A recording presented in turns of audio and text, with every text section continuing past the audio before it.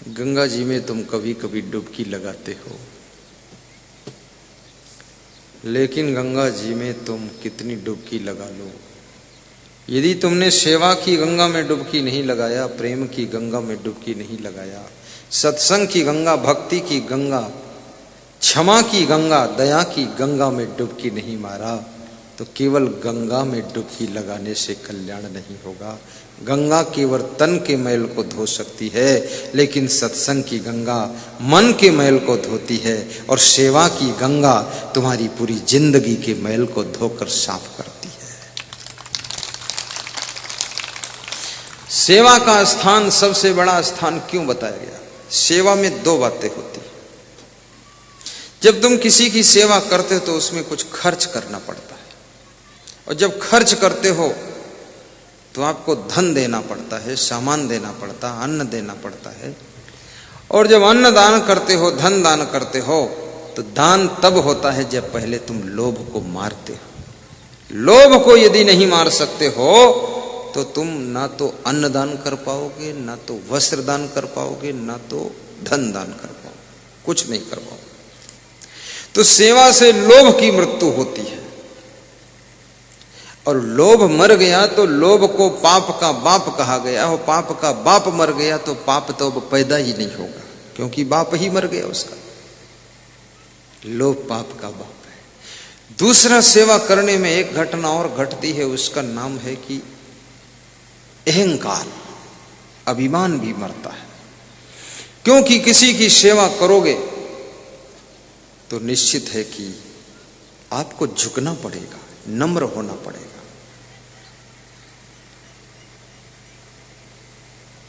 मैं भोपाल में था, मुख्यमंत्री बाबूलाल गौर के रिश्तेदार कामता प्रसाद गौर, उनके बेटे मुकेश गौर, वो मेरा प्रवचन करा रहे थे। 35 फुट ऊंचा पंडाल लगा हुआ था, क्योंकि संपन्न आदमी थे। तो उनके घर जब मैं गया तो मुकेश गौर इंजीनियर क्लास का व्यक्ति है, 700 मकान प्रतिवर्ष बनाकर बेचता है, वो बिल्डर है बहुत बड़ा। तो उनके घर में गया तो सबके घरों में एक बात होती है कि सब लोग जूता चप्पल गेट पर उतार देते हैं, साइड में नहीं उतारते, बिल्कुल बीचों बीच गेट में। तो सबके जूते चप्पल वहां उतरे हुए थे। तो वो इंजीनियर झुक करके दोनों हाथों से जूते चप्पल साइड कर देता था। 8-10 गेटों पर साइड में किया उसने। तो मैंने कहा, मुकेश तुम इतने बड़े बिल्डर हो, इंजीनियर हो, ये सबके जूता चप्पल हाथ से साइड में कर रहे हो? तो बोले कि आपकी सेवा में अहंकार की मृत्यु हो गई है, नम्रता की नदी बह रही है, इसलिए पता ही नहीं चलता मैं चप्पल जूते साइड कर रहा हूं। मुझे तो ये पता चल रहा कि आपका रास्ता साफ कर रहा हूं। अहंकार की मृत्यु के बिना तुम सेवा नहीं कर सकोगे। पानी पिलाने में भी अहंकार कहेगा कि मैं क्यों पिलाऊं, मैं कोई इनसे छोटा हूं। झाड़ू लगाने में भी अहंकार बोलेगा कि मैं झाड़ू क्यों लगाऊं, मैं कोई इतना वो स्वीपर थोड़े हूं।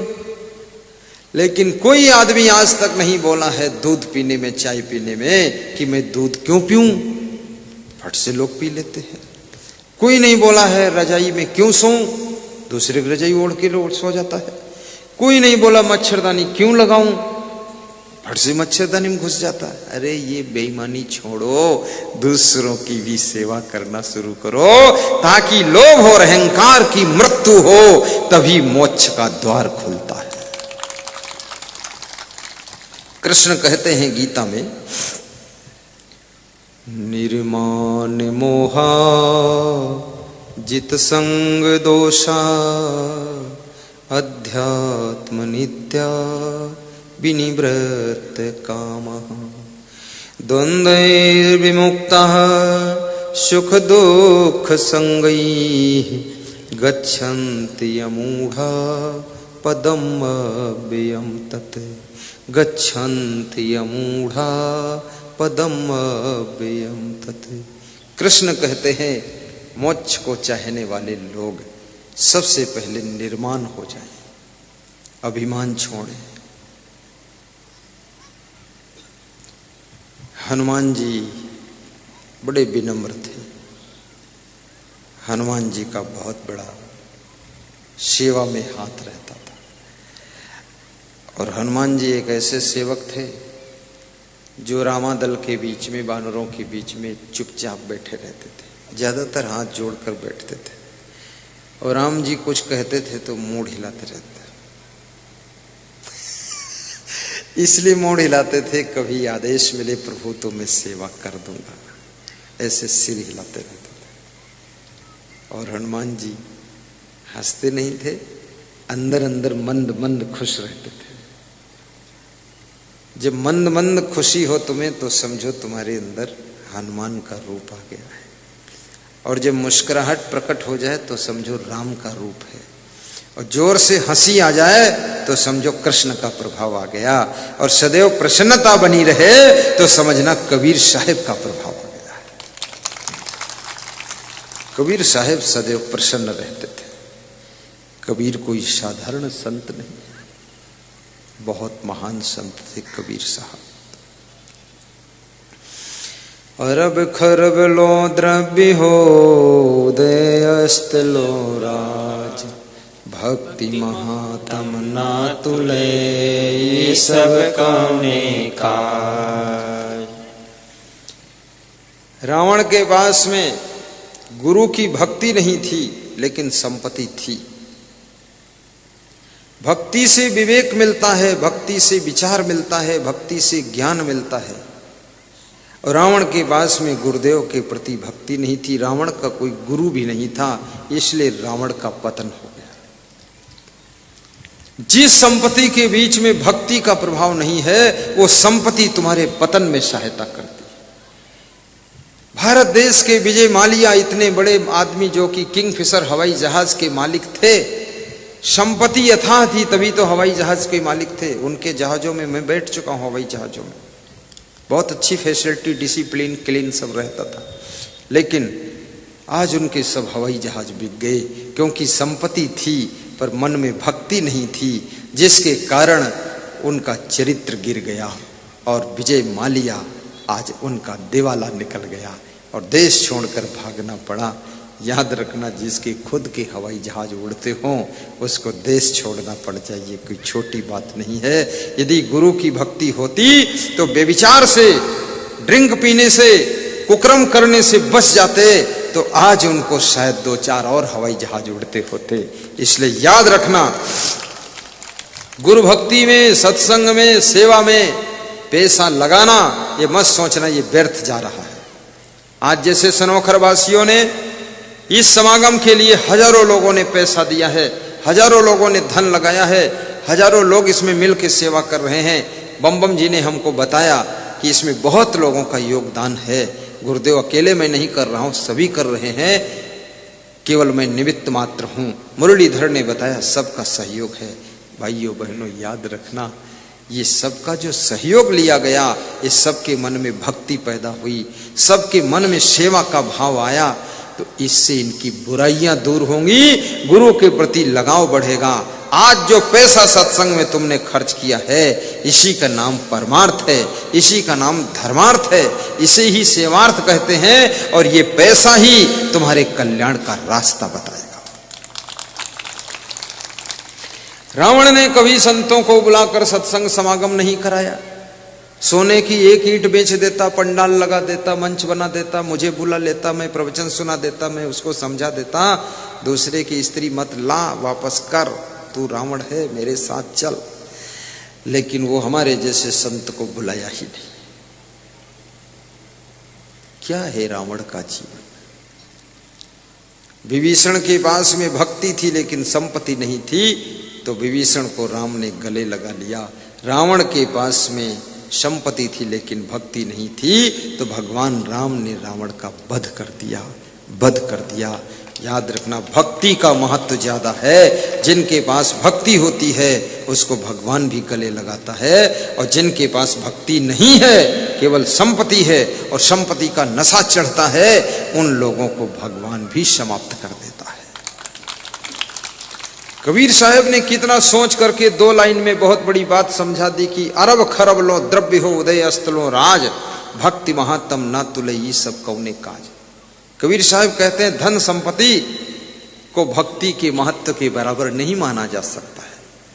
भक्ति को तराजू के एक पलड़े में रख दो और संपत्ति को तराजू के दूसरे पलड़े में रख दो, डांडी पकड़कर उठा दो, भक्ति का पलड़ा भारी होगा और संपत्ति का पलड़ा हल्का होगा। भाइयों बहनों याद रखना, संपत्ति कमाना लेकिन भक्ति जरूर कमाना, क्योंकि भक्ति के बिना संपत्ति मुर्दा है और जहां भक्ति है तो संपत्ति में भी जान आ जाती है। अशोक सम्राट ने महात्मा बुद्ध की भक्ति किया था और महात्मा बुद्ध की भक्ति करके अशोक सम्राट ने 100 करोड़ स्वर्ण मुद्रा दान देने का संकल्प लिया था। ये साधारण नहीं है अशोक सम्राट। अनाथ पिंडक ने 99 करोड़ स्वर्ण मुद्रा महात्मा बुद्ध को दान दिया था धर्म प्रचार के लिए, बौद्ध धर्म प्रचार के लिए। धर्म प्रचार के लिए बहुत बड़े धन की आवश्यकता होती है। ये छोटे मोटे धन से धर्म का प्रचार नहीं होता है। भाइयों बहनों याद रखना, कभी भी धर्म प्रचार के लिए आवश्यकता पड़े, दिल खोल करके धन दान करना और शरीर से भी सेवा करना। अशोक सम्राट ने अपने पुत्र महेंद्र सिंह को, अपनी बेटी संघमित्रा को बौद्ध धर्म का प्रचार प्रसार करने के लिए विदेश भेजा था। आज कौन बंदा ऐसा है जो अपने बेटे को भेज सकता है? जैसे ये हमारे साथ संत है, इसके माता पिता ने, उनके माता पिता ने, उनके माता पिता सब ने, इन्होंने अपने बेटे को धर्म प्रचार प्रसार करने के लिए मेरे साथ भेजा है, बेटा बेटी को। ये सब धर्म प्रचार, ये भी किसी माँ बाप के सुपुत्र हैं, धर्म प्रचार के लिए बीड़ा उठा लिया है। और मैं तो कहूँगा तुम भी धर्म प्रचार का बीड़ा उठाना। इतना तो करना शुभानंद आप भी कि अपने गांव में, पास में, मित्रों में कहना कि मोबाइल के यूट्यूब में गुरुदेव का प्रवचन सुनो, असंग सर्च करो। तुम इतना तो करना सब लोग कि टीवी में आस्था भजन चैनल में रात को 9 बजे प्रवचन का प्रचार करना और मोबाइल के यूट्यूब के प्रवचन को लाइक करना, सब्सक्राइब करना और प्लस बेलकाइन जो लगी है ना, क्या बोलते हैं, बेल आइकन, उसको भी टच कर देना। तो इससे जो है आपकी मोबाइल में सबसे पहले प्रवचन आएगा, जो वीडियो लोड किया जाएगा नया फर्स्ट मिलेगा। अभी तो हमारे संत जी ने यूट्यूब में लाइव टेलीकास्ट शुरू कर दिए। जो यहाँ प्रवचन हो रहा है ना, ये लाइव टेलीकास्ट हो रहा है यूट्यूब में। पीछे मशीनें लगी हुई हैं, बस के अंदर ट्रक खड़ा है, वहां से सब रिले हो रहा है, लाइव टेलीकास्ट चल रहा है। इसलिए संभल कर बैठो, तुमको पूरी दुनिया देख रही है, करोड़ों लोग देख रहे हैं। तुम उन करोड़ों को नहीं देख रहे हो, तुमको करोड़ों देख रहे हैं। लाइव टेलीकास्ट हो रहा है, इसलिए संभल कर बैठना, थोड़ा सीधे बैठना, हंस करके बैठना। नहीं लोग सोचेंगे सनोखर के लोग बहुत टेंशन में रहते, बात क्या है, हंसना भी। बस सत्संग विराम की ओर जा रहा है। शुभानंद जी को 2 शब्द में बुलवाऊंगा, उसके बाद विराम करूंगा। बस आज इतना ही समझना, मातृभक्ति करो, पितृभक्ति करो, भ्रातृभक्ति, ग्राम भक्ति, देश भक्ति, गौ भक्ति, साथ साथ में गुरु भक्ति, सेवा करो। और सेवा के लिए जो भी तुम्हारे पास सामर्थ्य है उसको समर्पित करो, आपका उससे कल्याण होगा।